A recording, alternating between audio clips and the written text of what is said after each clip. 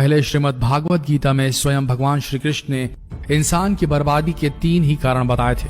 और आज जितने भी गुनहगार क्रिमिनल्स आपको जेल में मिलेंगे वो सभी के सभी इन्हीं 3 कारणों की वजह से जेल में बंद मिलेंगे।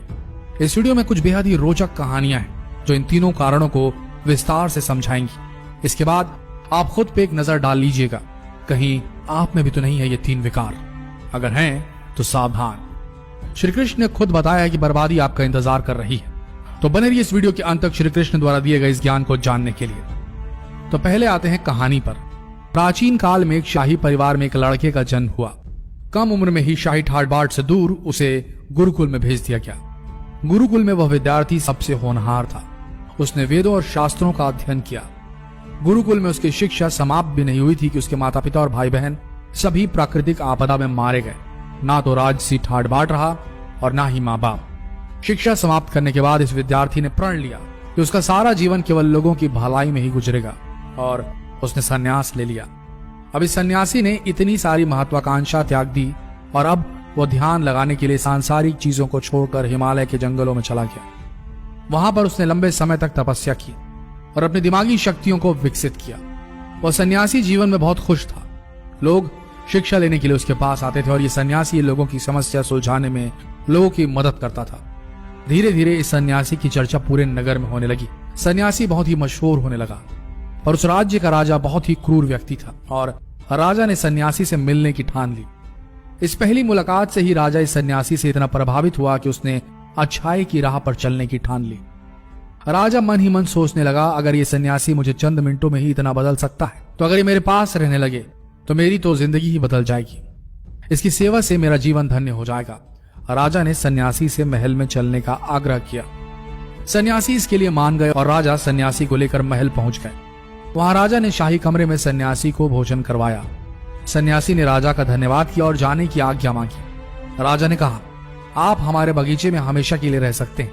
मैं आपकी जरूरत की सभी वस्तुएं, खाना, रहना, कपड़ा आदि प्रबंध करवाता हूँ। सन्यासी ने राजा के प्रस्ताव को स्वीकार कर लिया। बगीचे में सन्यासी के लिए कुटिया बना दी गई। सन्यासी काफी साल वहीं रहे। राजा ने भी सन्यासी की खूब सेवा की। कुछ सालों बाद एक दिन अचानक राजा और रानी दोनों ही पड़ोस के राज्य में चले गए और एक सेवादार को सन्यासी की सेवा करने के लिए बोल गए।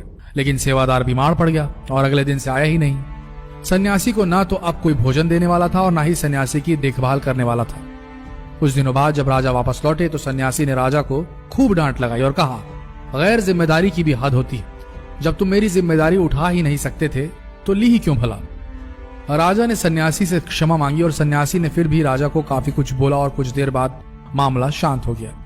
रानी भी ये सब चुपके से देखती रही पर शांत रही। फिर कुछ दिन बाद राजा को राज्य से फिर बाहर जाना पड़ गया। इस बार राजा ने रानी को निर्देश दिया, जब तक मैं नहीं आता आप सन्यासी की जरूरतों का पूरा ध्यान रखें। रानी हर रोज भोजन पकवा के सन्यासी को भेज देती। एक दिन रानी नहाने के लिए गई और सन्यासी को भोजन देना भूल गई। सन्यासी ने बहुत इंतजार किया पर जब भोजन नहीं आया सन्यासी सोच में पड़ गया। सन्यासी ने सोचा वह खुद महल में जाकर दिखे। सन्यासी की नजर रानी पर पड़ी। उसने रानी के अद्भुत रूप को देखा, जिसको देखकर सन्यासी चकित रह गया। रानी की सुंदरता सन्यासी के मन में घर कर गई। सन्यासी इस सुंदरता को भुला न सका। वो खाना पीना छोड़कर अपनी कुटिया में ही पड़ा रहा। उसने अगले दिन कुछ भी नहीं खाया। सन्यासी बहुत कमजोर हो गया था। फिर कुछ समय बाद राजा वापस लौट आए। राजा को सन्यासी के हाल का पता लगा। राजा सीधा सन्यासी के पास पहुंच गए। राजा ने सन्यासी से कहा, आप बहुत कमजोर हो गए हैं और गहरी सोच में डूबे हैं। क्या मुझसे फिर कुछ भूल हो गई है? सन्यासी ने बताया, राजा मैं आपकी रानी की अद्भुत सुंदरता के मोह में पड़ गया हूँ और रानी के बिना जिंदा नहीं रह सकता। राजा ने कहा, मेरे साथ मेरे महल चलिए, मैं आपको रानी दे दूंगा। फिर राजा सन्यासी को लेकर महल चले गया। रानी ने अपने सबसे सुंदर कपड़े और गहने पहने हुए थे। राजा रानी के पास पहुंचे और कहा, आपको सन्यासी की मदद करनी चाहिए। वो बहुत कमजोर पड़ गए हैं और मैं नहीं चाहता कि किसी ज्ञानी पुरुष की हत्या का पाप अपने सर लूं। राजा ने रानी से पूछा, क्या आप ये पाप अपने सिर लेना चाहते हैं? सन्यासी आपकी अद्भुत सुंदरता के दीवाने हो गए हैं। रानी ने कहा, मैं समझ गई क्या करना है। और फिर राजा ने रानी को सन्यासी को सौंप दिया। सन्यासी रानी को लेकर जब कुटिया के दरवाजे पर पहुंचा तो रानी ने सन्यासी से कहा, हमें रहने के लिए घर चाहिए। सन्यासी तुरंत राजा के पास गया और कहा, राजा हमें रहने के लिए घर चाहिए। राजा ने उनके रहने के लिए घर का प्रबंध किया। सन्यासी रानी को लेकर जब घर पहुंचा तो रानी ने कहा, घर तो बहुत गंदा है और इसकी तो हालत ही बहुत खराब है। सन्यासी फिर राजा के पास पहुंचा और कहा, राजा घर की हालत बहुत खराब है। राजा के हुक्म से घर ठीक करा दिया गया। फिर रानी नहा धोकर बिस्तर पर बैठ गई और सन्यासी भी रानी के पास आ गया। रानी ने सन्यासी से कहा, क्या आपको पता नहीं कि आप कौन थे और आप क्या बन गए?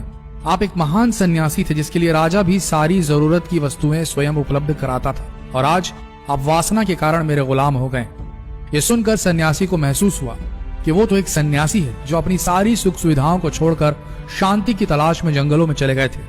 सन्यासी जोर जोर से चिल्लाए और रानी से कहा, क्षमा कीजिए रानी, मैं उस दयालु राजा की रानी को अभी सौंप कर आता हूं। रानी ने प्रश्न किया, महाराज, उस दिन जब आपको भोजन नहीं मिला आप बहुत क्रोधित हो गए थे। मैंने आपको ये रूप पहली बार देखा था, तभी से मैंने आपके व्यवहार में परिवर्तन महसूस किया। सन्यासी ने समझाया, जब मैं जंगल में था तब मुझे तो समय पे खाना पीना भी नहीं मिलता था, पर महल में आने के बाद मुझे सुविधाएं मिली और मैं इसके मोह में फंस गया। मुझे इसके प्रति लगाव उत्पन्न हो गया, फिर इसको पाने का लालच हुआ। जब मुझे ये नहीं मिले तो क्रोध उत्पन्न हुआ। सन्यासी ने बताया, सच ये है कि इच्छा पूरी नहीं हुई तो क्रोध उत्पन्न होता है। क्यों पूरी नहीं हुई, और अगर पूरी हो जाए तो लालच बढ़ जाता है और चाहिए। इस बात को एक बार फिर से सुनिए, इच्छा पूरी नहीं हुई तो क्रोध उत्पन्न होगा। क्यों पूरी नहीं हुई, और अगर पूरी हो जाए तो लालच बढ़ता है और चाहिए। सन्यासी ने बताया, और यही इच्छाओं की पूर्ति मुझे वासना के द्वार तक ले आई और मैं आपके प्रति आकर्षित हो गया। इसके बाद सन्यासी को समझ आ गया कि उनको जंगलों में वापस लौटना चाहिए और उन्होंने ऐसा ही किया। दोस्तों, श्रीमद् भगवद गीता के 16वें अध्याय के 21वें श्लोक में स्वयं भगवान श्री कृष्ण ने नरक के 3 द्वार बताए हैं, और ये 3 द्वार हैं काम, क्रोध और लोभ, यानी कि लालच। अब जरा सोच के देखिए, आज जितने भी क्राइम इस दुनिया में होते हैं उनके पीछे ये 3 वजह है या नहीं। जितना हो सके इस वीडियो को शेयर करें और लोगों को इन तीनों विकारों से बचाएं। अभी शेयर करें ये वीडियो फेसबुक पर, व्हाट्सएप पर, और जितना हो सके संदेश को भारत भर में फैलाएं।